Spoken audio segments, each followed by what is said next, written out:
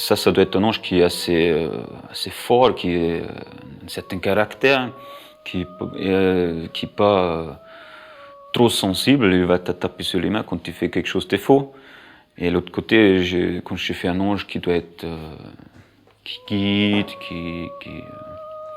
quand on a des doutes, on a en permanence des doutes, quand on n'arrive pas, on est plus sûr des coups, est-ce que c'est vraiment ce que je dois faire, est-ce que je l'ai bien fait ou pas, et là je vois un ange plutôt qui donne des conseils, qui écoute pas les autres, écoute personne.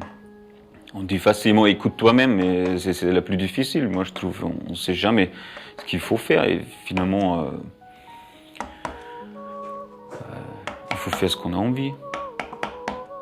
Et justement, c'est bien quand moi j'imagine un ange qui fait un peu ces conseils-là. Et quand je le sculpte après, bien sûr ça doit être un visage doux. Quand je sculpte un ange qui est plutôt un ange gardien, c'est un visage un peu plus dur, fier, sûr de soi-même. Comme ça, j'ai une idée au début, mais je reste ouvert à ce qui m'arrive, parce que je fais un visage, je dis ah non, c'est pas du tout comme je veux.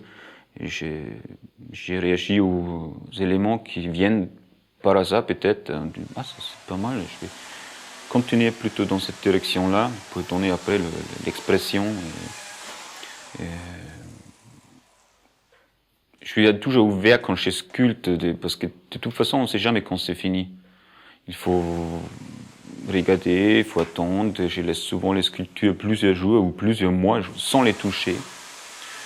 Ce qui est bien quelquefois, parce que quand on reste trop longtemps sur un sujet, on les détruit. Du coup, ce qu'on a trouvé avant, c'est plus là, c'est disparu. On sculpte, on se dit ah c'est bien. Et 10 minutes après, on remarque c'est où maintenant cette expression, c'est disparu.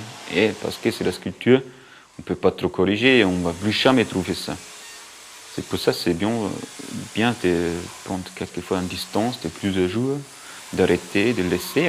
Quelquefois, je vois le prochain jour, c'est pas si mal comme ça, je ne vais plus rien faire.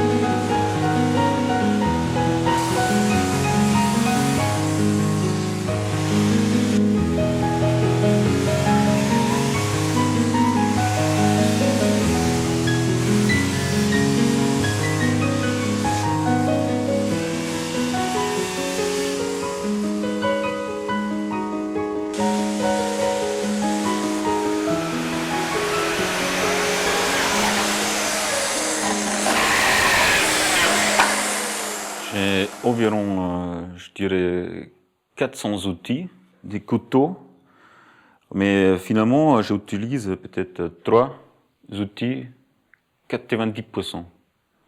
Avec celui-là, j'ai fait tout. Ça, c'est par exemple celui-là et celui-là. Et là, j'ai fait tout, un peu en ronde, quoi. Mais il faut avoir des autres, parce qu'il y a des fois, tu peux être sûr, une sculpture, tu as exactement besoin d'un outil. Seulement celui-là, et tu ne l'utilises plus pendant 5 ans. Il faut les avoir, les autres. Après, j'ai des compas, ça c'est pour vérifier les volumes. Parce que l'œil se trompe, quand on a 2 volumes, ça fait une irritation. On croit que c'est le bon volume, mais parce que l'autre volume il est aussi si grand, on se perd. Ça sert à vérifier ce qu'on a vu. Le moins on l'utilise, le mieux c'est, mais c'est quelquefois on n'arrive plus à voir, on voit plus ce qui échoue pas, et là c'est bien un compas.